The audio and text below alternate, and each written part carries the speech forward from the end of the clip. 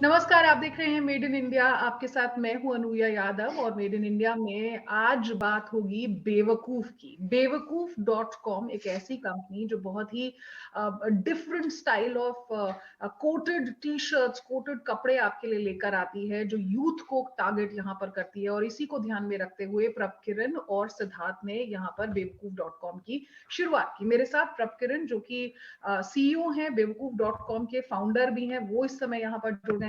प्रभकिरण, बहुत बहुत शुक्रिया आपका मेरे साथ यहाँ पर जुड़ने के लिए। मुझे बताइए कि आईआईटी मुंबई में पढ़ाई की, खड़के गलासी आपने यहाँ पर शुरू की थी ठीक कॉलेज से बाहर निकलने के बाद। उसके बाद बेवकूफ का आइडिया कहाँ से आया? और ये एक ऐसा शब्द है जो बहुत लोग जानते हैं, बेवकूफ मतलब आपके बस की कुछ नहीं है, लेकिन यहाँ ये बेवकूफ डॉट कॉम है जिसने ऊंचाइयों को छू लिया है। इसका जो आइडिया था उसकी शुरुआत यहाँ से हुई थी कि मैं हमेशा से ही एंटरप्रेन्योर बनना चाहता था। तो मैंने अपने कॉलेज के थर्ड ईयर से ही अपने पहले स्टार्टअप की शुरुआत करी, खड़के ग्लासी, जिसका आपने जिक्र किया।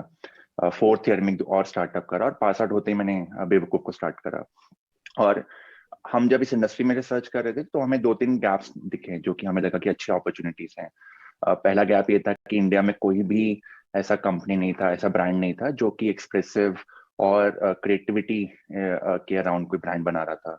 दूसरा गैप ये देखा कि कोई भी ब्रांड ऐसा नहीं था जो कि यंग लोगों के लिए एक ब्रांड बना रहा था। और तीसरा गैप ये था कि जितनी भी मार्केट में ब्रांडेड ऑफरिंग थी हमें लगा कि काफी एक्सपेंसिव है। तो अगर हमें एक ब्रांड बनाना है जो कि small town, tier 2 tier 3 towns तक पहुंच पाए, तो अफोर्डेबिलिटी लानी पड़ेगी। तो इन्हीं तीन गैप्स को देखते हुए हमने बेवकूफ बनाया 2012 में।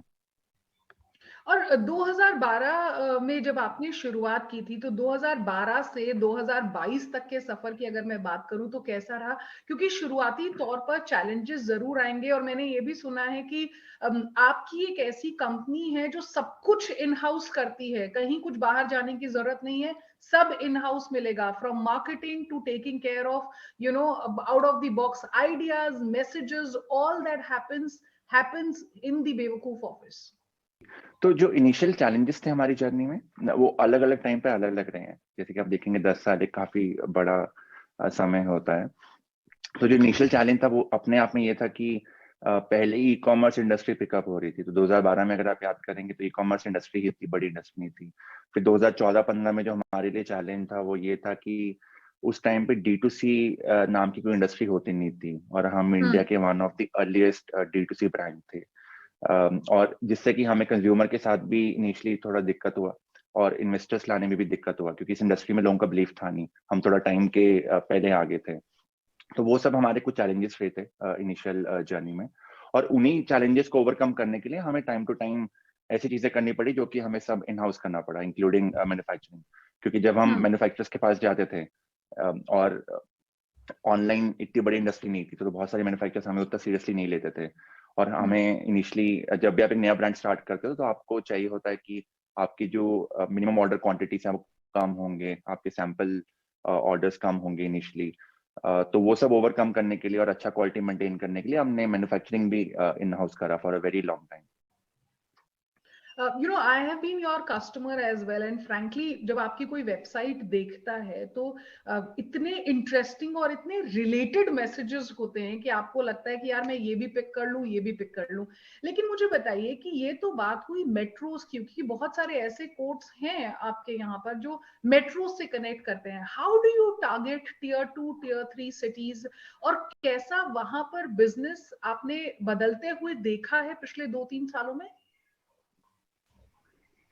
जी, आपने जो एक बात उठाई है वो काफी इंपॉर्टेंट है, क्योंकि हमारे ब्रांड में जो सबसे बड़ा चैलेंज है, हमारी इंडस्ट्री में सबसे बड़ा चैलेंज है, वो ये है कि जब आप यंग लोगों के लिए एक ब्रांड बना रहे हो तो जो यंग लोगों के नीड्स हैं, जो यंग लोगों की एक्सपेक्टेशंस हैं, वो बहुत फास्ट चेंज होते हैं। तो यहाँ पे किसी भी इंडस्ट्री को, इस इंडस्ट्री में ब्रांड बनाने के लिए किसी भी प्लेयर को ये एक ऐसा सप्लाई चेन बनाना जरूरी है जिससे कि आप हर टाइम जो कंज्यूमर की नीड है वो आप आइडेंटिफाई कर पाएं, उनके जो नीड्स हैं आप उसको डिजाइन कर पाएं, और उन प्रोडक्ट्स को आप बहुत स्पीड के साथ आप मार्केट में जल्दी से जल्दी ला पाएं। तो इसी सप्लाई चेन बनाने में हमारे काफी साल लगे और काफी मेहनत लगी। और यहाँ पे अब हमें सिर्फ इंडिया ही नहीं, अगर हमें बाहर भी जाना हो, हमें किसी भी इकॉनमी में जाना हो, हमें किसी भी सिटी को टारगेट करना हो, तो वहीं पे हमने ओवर द टाइम इसी स्पेशलाइजेशन में काफी इन्वेस्ट किया है और सक्सेसफुल रहे हैं, जहाँ पे हम लोग किसी रीजन के लिए भी डिजाइन बना सकते हैं। तो जैसे कि आपने स्मॉल टाउन्स बोला, तो हम लोग सिर्फ स्मॉल टाउन्स नहीं, हम लोग तो आज की डेट में रीजनल डिजाइन भी बनाते हैं। तो बेवकूफ के पास मराठी, गुजराती, तमिल, इन सब लैंग्वेजेस में अलग अलग डिजाइन्स हैं हमारे कंज्यूमर्स के लिए। हम्म। प्रॉब्लम आने वाले दिनों में, क्योंकि देखिए पिछले 2 साल जो है वो काफी मुश्किल भरे रहे, आप जो टारगेट करते हैं ऑडियंस आपका, वो 20 to 34 35 वाली वो जो यंग कैटेगरी है वो है। With work from home increasing, पढ़ाई घर से हो रही है आज की तारीख में, तो क्या बिजनेस में कुछ डिप देखने को मिला, या आपको लगता है कि क्योंकि इतना रिलेटेबल है किसी की भी पर्सनैलिटी से आपका ब्रांड या जो कोट्स आप लोग रेफर करते हैं, तो पिछले 2 साल से बिजनेस कैसा रहा, and how do you actually look at 2022 with the third wave hitting us right now? 2 साल डेफिनेटली चैलेंजिंग रहे इंडस्ट्री के लिए। उसमें जो चैलेंजेस रहे हैं वो खास करके सप्लाई चेन की साइड रहे हैं। जैसे ही लॉकडाउन लगता है तो आपका मैन्युफैक्चरिंग बंद हो जाता था, तो उससे काफी चैलेंजेस फेस किए इंडस्ट्री ने।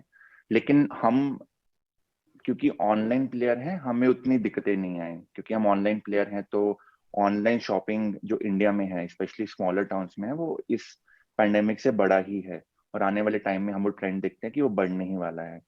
उसके अलावा आप जो चैलेंजेस बता रहे हैं, वो चैलेंजेस जो फैशन इंडस्ट्री को फेस करने पड़ रहे हैं, वो ज्यादा उन सेगमेंट्स में हैं जो कि कैजुअल वेयर नहीं है। जैसे कि लोग अगर आज की डेट में ऑफिस नहीं जा रहे तो फॉर्मल वेयर कम बिकेगा मार्केट में।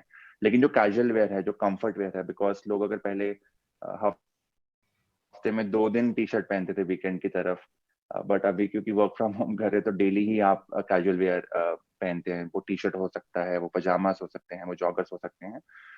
तो जो इंडस्ट्री का ट्रेंड है वो ज्यादा से ज्यादा कैजुअल वेयर की तरफ बढ़ रहा है। तो क्योंकि वो है और हम उसी में स्पेशलाइज करते हैं, तो हमारे लिए तो आने वाला जो टाइम है वो काफी एक्साइटिंग है। हम और ज्यादा ग्रोथ रेट एक्सपेक्ट कर रहे हैं।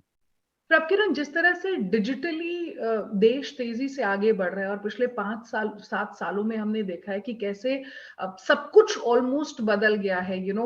आप चाहे इंटरनेट कनेक्शंस ले लो जो तेजी से बढ़े हैं, या फिर स्मार्टफोन्स, जिस तरह से हर आदमी के हाथ में आज की तारीख में आपको स्मार्टफोन्स दिख जाएगा। ऐसे में did this actually played an important role in the growth of your organization? क्योंकि टियर 2 टियर 3 शहरों में अब जब स्मार्टफोन्स हैं, आपकी डिलीवरी सर्विसेज बढ़ गई हैं, तो बिजनेस उस तरह से बढ़ा है पिछले कुछ सालों में, and this is the same kind of growth that you are expecting in the coming years as well? Definitely India में कोई भी इंटरनेट कंपनी आज की डेट में जो सक्सेसफुल है, वो एक इकोसिस्टम के ऊपर ही सक्सेसफुल हुई है। अगर हम, जैसे मैं बोल रहा था कि 2012 में याद करेंगे तो ई कॉमर्स इंडस्ट्री नहीं एग्जिस्ट करता था। और उसका मेन रीजन ये था कि उस टाइम तक जो इंडिया में कंप्यूटर्स थे या फिर इंटरनेट था, वो उतना वाइड रीच नहीं था उसका। लेकिन आने वाले सालों में स्मार्टफोन हुआ, उसके बाद जियो हुआ, जिससे कि इंटरनेट छोटे छोटे शहरों में भी पहुंचा। तो इस सब ने डेफिनेटली पूरी इंडस्ट्री को पहुंचाया है जहाँ पे भी ये इंडस्ट्री आज पहुंच पाई है। और आने वाले सालों में हम देखते हैं कि यही ट्रेंड बढ़ेगा। अगर आज इंडिया में 50-60 करोड़ स्मार्टफोन यूजर्स पहुंच पाए और उनके पास इंटरनेट है, तो ये नंबर धीरे धीरे 100 करोड़ तक पहुंचेगा। और आने वाले टाइम में जैसे ही इंटरनेट की स्पीड भी बढ़ेगी और टेक्नोलॉजी इनोवेशन भी बढ़ेगा, तो वहाँ पे इस इंडस्ट्री में नए नए मॉडल्स आएंगे। अगर मैं ई कॉमर्स की भी बात करूँ, तो यहाँ पे भी नए नए मॉडल्स इनोवेट हो रहे हैं। तो आने वाले टाइम में आप देखोगे कि लाइव कॉमर्स एक काफी बड़ी चीज बनेगी। तो ऐसे ही काफी इन ट्रेंड्स हैं जिससे कि ये इंडस्ट्री काफी बड़ा बनने वाला है। और पिछले 2 सालों में, क्योंकि पैंडेमिक का दौर था, लोग घरों से काम कर रहे थे, did you see a dip in your business? क्योंकि बहुत सारे स्टार्टअप एंटरप्रेन्योर्स के साथ जब मैं बात करती हूँ तो उन्होंने कहा कि हाँ, शुरुआती दौर चैलेंजिंग जरूर रहे, लेकिन हाँ, कोविड की सेकेंड वेव के बाद जब धीरे धीरे इकोनॉमी स्टार्टेड ओपनिंग अप, तब बिजनेस थोड़ा बढ़ना शुरू हुआ। आपके साथ किस तरह के चैलेंजेस रहे, and what different you did so that you do not see a dip in the business? जी, तो हमारे इनिशियल चैलेंजेस भी सेम थे, जहाँ पे हम क्योंकि नॉन एसेंशियल सर्विस में आते हैं, तो ओवरनाइट हमारा रेवेन्यू 0 हो गया था। और ये चीज कुछ हफ्तों, कुछ महीनों तक चली। और उसके बाद भी इस इंडस्ट्री ने काफी सप्लाई चेन चैलेंजेस फेस किए, जहाँ पे नया मैन्युफैक्चरिंग नहीं हो पा रहा था। तो जब ये चैलेंजेस चल रहे थे तो हमारी ऑर्गेनाइजेशन ने जो काफी स्विफ्ट चेंजेस किए to deal with the situation, वो ये थे कि सबसे पहले तो हम लोग प्रिंटेड मास्क बनाने वाले इंडिया के फर्स्ट मैन्युफैक्चरर और ब्रांड बने। और उसके बाद हम लोगों ने N95 सर्टिफिकेशन वाले मास्क भी बनाए। तो उस time to keep the company flowing, हमारे जो भी ऑनगोइंग एक्सपेंसेस थे उनको मीट करने के लिए हमने मास्क मैन्युफैक्चरिंग पे शिफ्ट किया।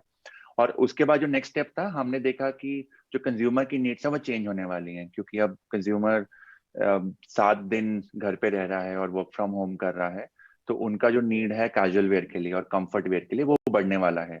तो इसलिए हमने उन कैटेगरीज पे फोकस करा जो कि लोग वर्क फ्रॉम होम के लिए घर से पहनने वाले हैं।